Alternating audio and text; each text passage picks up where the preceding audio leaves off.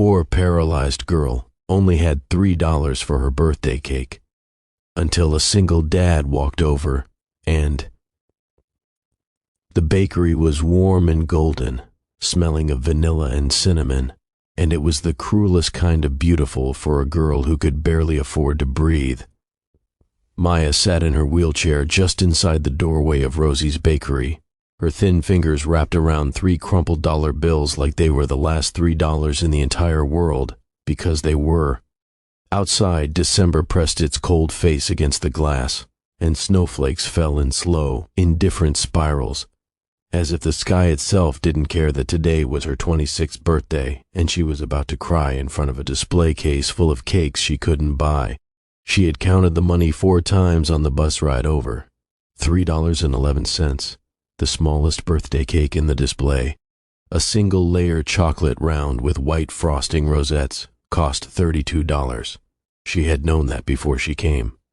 She had Googled it at the library, sitting in her chair between the biography section and the quiet hum of the heating vent. She had come anyway, because sometimes a person just needs to sit close to something beautiful, even if it doesn't belong to them. If you believe in kindness, second chances, and the quiet miracles that happen when good people show up at the right moment, please like this video, drop a comment below, share it with someone who needs to hear this story today, and subscribe to Kindness Corner. We tell stories that remind us what it means to be human. Maya's name was Maya Callahan, and her life had not always looked like this. 2 years ago, she had been a kindergarten teacher in a sunlit classroom, with finger paint on her sleeves and 22 small humans who called her Miss Maya, and believed she hung the moon.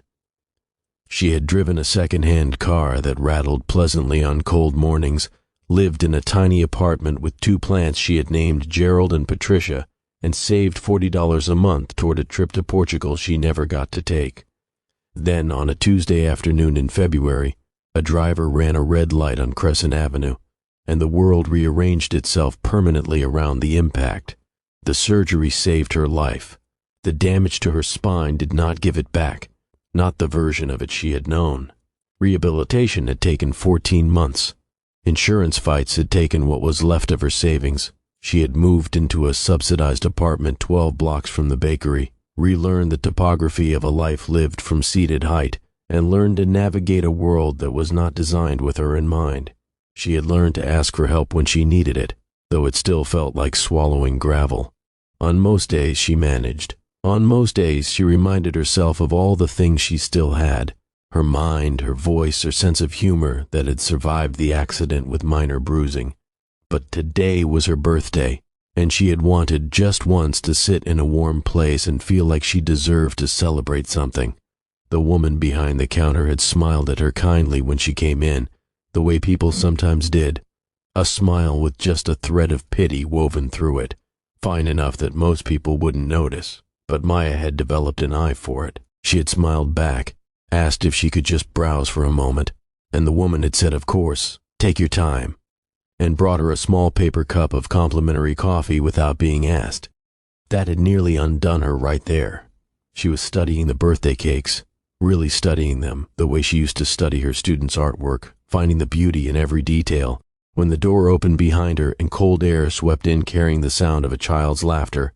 She turned slightly and saw them, a little girl in a red coat and a pink knitted hat, cheeks flushed from the cold, holding the hand of a man in a gray wool coat who was smiling down at her with the particular exhausted tenderness of a parent who has learned to run on love and caffeine. The little girl couldn't have been more than 6. She was pointing at the cakes with her whole arm, the way small children point, with complete, uninhibited joy, as if the universe owed her nothing but she was delighted by it anyway. Maya watched them for a moment, then turned back to the display case. She looked at her $3 bills.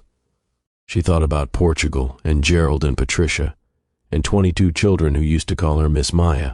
She thought about the driver on Crescent Avenue, and about every morning she had gotten herself dressed and out the door anyway, and she thought that maybe the small act of coming here today, of being present in this warm and beautiful place, was enough. It had to be enough. She didn't notice the man approach until he was beside her. He spoke quietly, in the gentle, careful tone people use when they don't want to startle someone, and he said that his daughter Sophie had just told him that the lady in the wheelchair looked sad and that sad people should always have birthday cake. He said Sophie was 6 years old and had very firm opinions about how the world should work, and he had learned a long time ago that she was usually right. He asked if today was, by any chance, her birthday. Maya looked at him. She looked at the little girl, Sophie, who was watching her with enormous brown eyes from a respectful distance, still smiling, utterly unafraid of this stranger in a wheelchair, unafraid of sadness or need or the complicated textures of adult life. Sophie had her father's eyes. Maya looked back at the man, this quiet, tired, warm-eyed single father who had walked into a bakery with his daughter on a snowy December afternoon and somehow landed beside the exact right person at the exact right moment. She told him the truth. She said yes, it was her birthday. She said she had come in just to look. She said she had $3 and she knew that wasn't enough for anything, but she had needed to be somewhere warm and sweet-smelling and she hoped that wasn't strange. He said it wasn't strange at all. He said his name was Daniel and that 2 years ago he had sat in a hospital parking lot for 40 minutes because he hadn't known how to go back inside after his wife passed, and a stranger had knocked on his window and handed him a cup of coffee without saying a single word, and it had saved him, that small wordless act of being seen. He said he had been looking for ways to pass it forward ever since. Daniel walked to the counter and spoke with the woman behind it for a few minutes, while Sophie came and stood beside Maya and asked her what her favorite kind of cake was and whether she liked sprinkles. Maya said she liked chocolate and that she had complicated feelings about sprinkles, leaning positive. Sophie said that was the right answer. When Daniel came back, the woman was carrying a beautiful chocolate cake with white rosette frosting and 26 candles, and Sophie was already singing before the cake hit the table. The full, loud, unembellished version, the one with the second chorus that most adults skip. Maya did not try to stop the tears. There was no point. She let them come, the way good things sometimes arrive, suddenly, abundantly, without warning, and she blew out all 26 candles on the first try, and the whole bakery clapped, and outside the snow kept falling, soft and quiet and indifferent, but inside, everything was warm. If this story touched your heart today, please leave a comment below, even just a single word, so this little girl's kindness can reach someone else who needs it. Like this video, share it with your family, and subscribe to Kindness Corner.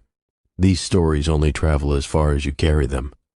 Before we go, drop a comment and tell us, when was the last time a small act of kindness changed your entire day? We read every single one.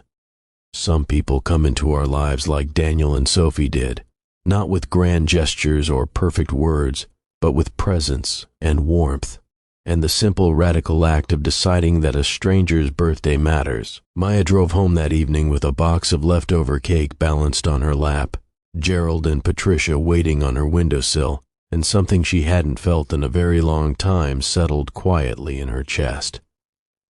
Not the absence of hardship, not a cure or a miracle or a reversal of everything that had broken, just the solid, sustaining knowledge that she was seen, that she was not alone.